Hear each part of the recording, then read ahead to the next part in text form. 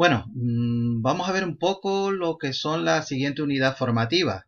Dentro de la siguiente unidad formativa tendremos en el primer tema, tenemos la cuestión de abonos, que es el que vamos a ver ahora en un momentito.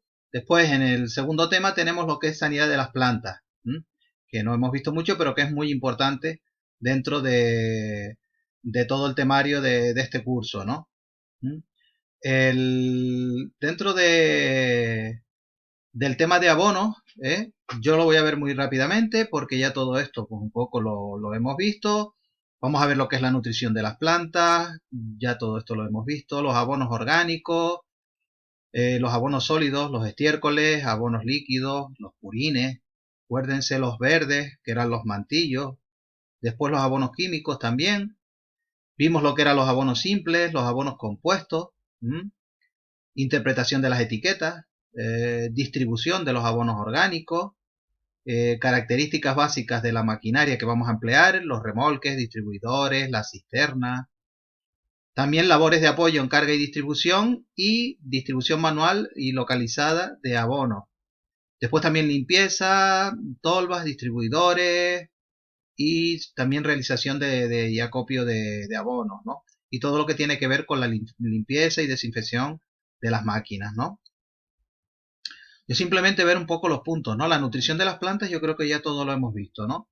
La planta normalmente es por el sistema radicular, todo esto tiene que ver con la fotosíntesis y acuérdense siempre que los nutrientes se absorben por las raíces, junto con el agua. Eh, Después tenemos los elementos esenciales, también lo hemos visto, ¿no? Son el carbono, el oxígeno, hidrógeno, nitrógeno, fósforo, potasio, calcio, azufre, magnesio, hierro, boro, etcétera, ¿no? Los tres primeros son aportados por la atmósfera. Acuérdense, carbono, oxígeno, hidrógeno. Esto también ya lo vimos, ¿no? Los elementos que más se necesitan, ya también lo hemos visto. Nitrógeno, fósforo y potasio. También tenemos algunos, ¿se acuerdan que teníamos algunos elementos que también eran muy importantes? Que era el calcio, el azufre y el magnesio. Hay otro montón de elementos que también son importantes, pero que se necesitan en poca cantidad. Eso también ya lo vimos. El nitrógeno ya lo vimos también. La carencia hace que la planta se vea raquítica, hojas pequeñas, amarillentas y bordes anaranjados. Contrario, pues el exceso.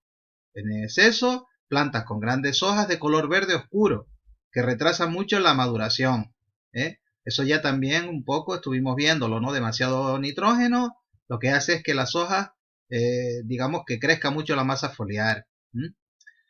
También hay que tener presente que el nitrógeno es el elemento responsable del crecimiento vegetativo de los tallos y de las hojas.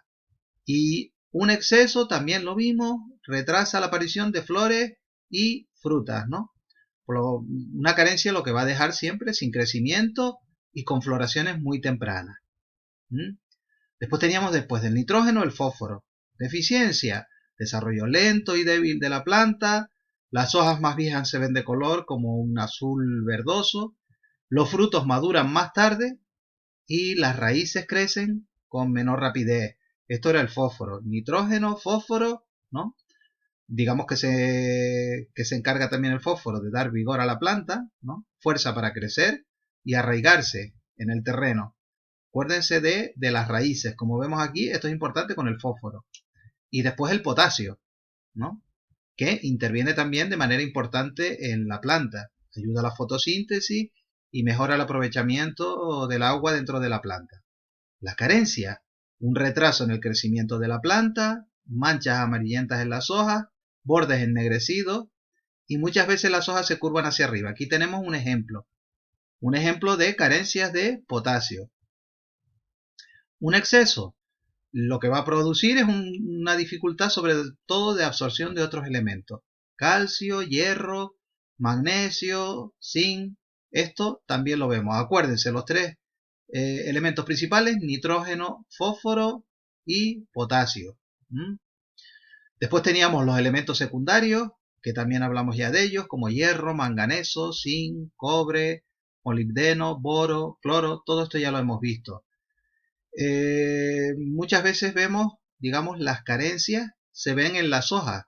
Aquí, por ejemplo, vemos una carencia de hierro, de manganeso, y de magnesio. Las vemos en este tipo. Ya esto lo veremos en algunas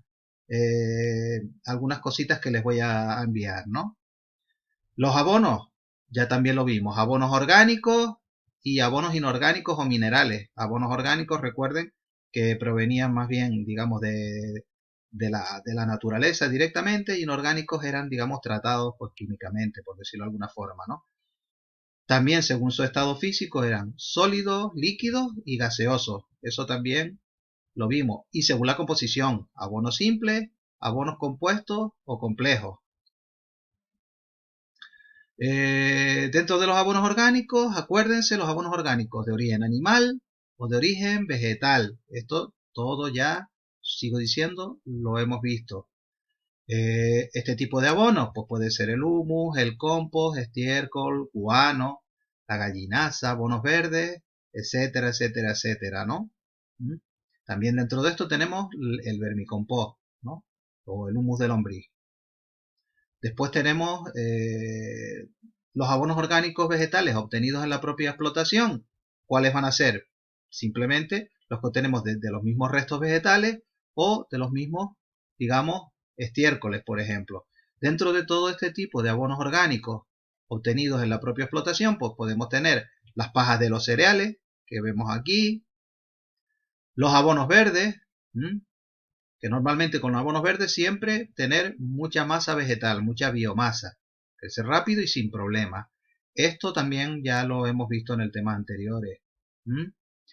También lo ideal, leguminosas, habas, soja, guisante, alfalfa, altramuse, que acuérdense siempre contribuyen a enriquecer en nitrógeno el suelo.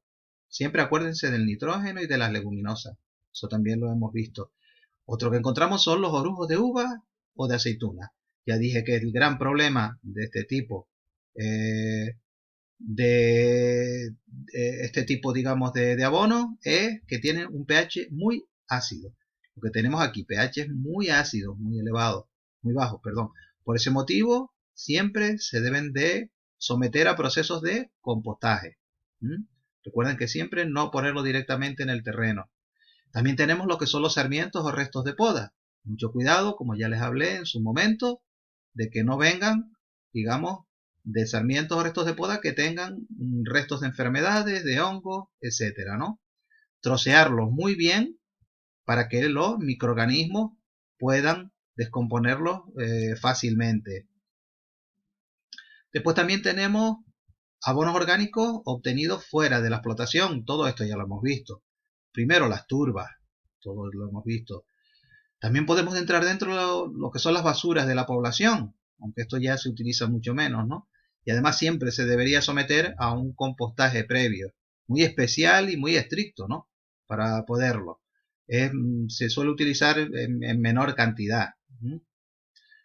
El vermicompost o el lombricompost, perdón, ¿no? Materiales orgánicos con la acción de lombrices de tierra.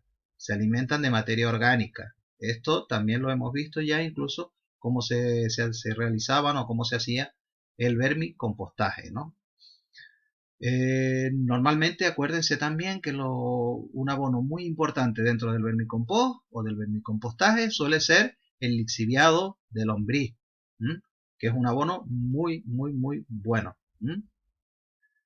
Tenemos el compost, todos sabemos también ya lo que hablamos del compost, ¿no? Es un abono orgánico, hay que aprovecharlo. En este caso lo que viene, pues digamos, es aprovechando los restos caseros. También lo podemos hacer en la tierra, ¿no? Con restos de jardines o restos de podas o con hierbas que encontramos, ¿no? Todo eso siempre también lo podemos realizar, ¿no?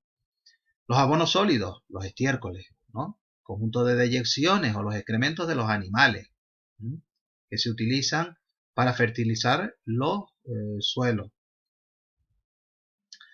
Normalmente hay dos tipos de estiércoles, ya eso también lo vimos, el natural y digamos el artificial. El natural es el conjunto de deyecciones sólidas, líquidas del ganado. Y normalmente mezclado con materiales de la cama de los animales, serrín, la paja, todo esto, ¿no? Y después también se puede obtener un estiércol denominado artificial, ¿eh? Que es el que digamos que hacemos con un compostaje, ¿no? De paja y de materiales vegetales, ¿no? Las enterramos directamente en el suelo y normalmente se hace un compostaje previo. Ese es el estiércol artificial. Estiércol natural, estiércol artificial. Los abonos líquidos, los purines. Ya hablamos siempre de lo que eran los purines también, ¿no? Digamos, es el estiércol licuado o líquido, proveniente pues de las granjas de vacas, de cualquier animal, ¿no? Digamos, son todos los líquidos que después se ponen, digamos, en grandes depósitos y se tratan y se puede utilizar como estiércol líquido, ¿no? Este estiércol pues siempre aporta menos humo, ¿no? Pero tiene mayor cantidad de elementos minerales. Y debe aportarse pulverizándose sobre el suelo, como vemos aquí, o bien enterrándolo de inmediato, como vemos en este caso o en este, sobre todo para evitar las pérdidas gaseosas. Se puede pulverizar o bien enterrarlo. Estos son los purines. Los abordos verdes, los mantillos, bueno, ya sabemos todo lo que es los mantillos. Es simplemente poner o, digamos, añadir materia vegetal, toda la materia vegetal en verde mismo que podamos tener, añadirla al suelo. Estos eran abonos orgánicos. Ahora tenemos abonos químicos. Dentro de los abonos químicos, dentro de las características generales, normalmente proceden de la industria química, o sea, son sintetizados de manera artificial, como abonos de liberación lenta. También pueden proceder de yacimientos minerales naturales. En ese caso, pues hablamos, por ejemplo, del azufre, muy utilizado, ¿no? Esos son abonos químicos. Entre estos podemos encontrar el yeso, la cal, fosfatos, potasa y un montón de variedades de presentaciones comerciales, muchas de ellas que no están permitidas en agricultura ecológica. Dentro de estos abonos tenemos unos que son de liberación lenta, es muy extendido, sobre todo en césped y otras técnicas, ¿no? Digamos que van desprendiendo los nutrientes poco a poco. La planta, digamos que va absorbiendo poco a poco los nutrientes, ¿no? Evitando un exceso, ¿no? Un exceso, digamos, en el entorno, que salga, digamos, todo ese nutriente lo pueda coger la planta de golpe, que tampoco es bueno. Normalmente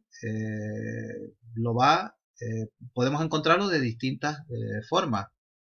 Por ejemplo, en forma de elementos poco solubles, ¿no? De este caso, que se vayan incorporando al suelo de forma lenta, cubiertos con alguna barrera o membrana semipermeable, que vaya dejando pasar el agua poco a poco dentro del abono y así ir, digamos, dejándolo salir poco a poco esos nutrientes. Y también combinados con sustancias que retrasan el paso del elemento a formas asimilables por la planta, o sea, inhibidores de la nitrificación. O sea que también lo que hace es que vaya saliendo poco a poco los elementos. Tenemos los abonos sólidos, se pueden presentar en distintos formatos, ¿no? Pueden ser en pastillas, en bastoncitos, y se pueden siempre aplicar bien en la superficie del suelo o a una profundidad más o menos variable. También tenemos abonos en polvo, depende mucho de su finura. Algunos pueden diluirse en agua o otros también se aplican directamente, los abonos en polvo. Los granulados siempre son más fáciles de utilizar, presentan nutrientes protegidos para que se liberen lentamente. Su distribución en el terreno es más uniforme y controlada. Aquí vemos todo, pues el amarillo que vemos todo, ¿no? El nitrofosca de toda la vida, ¿no? Las pastillas también se aplican directamente, de forma similar a los granulados. Cuanto a los bastoncitos, pues se trata de una especie de clavo.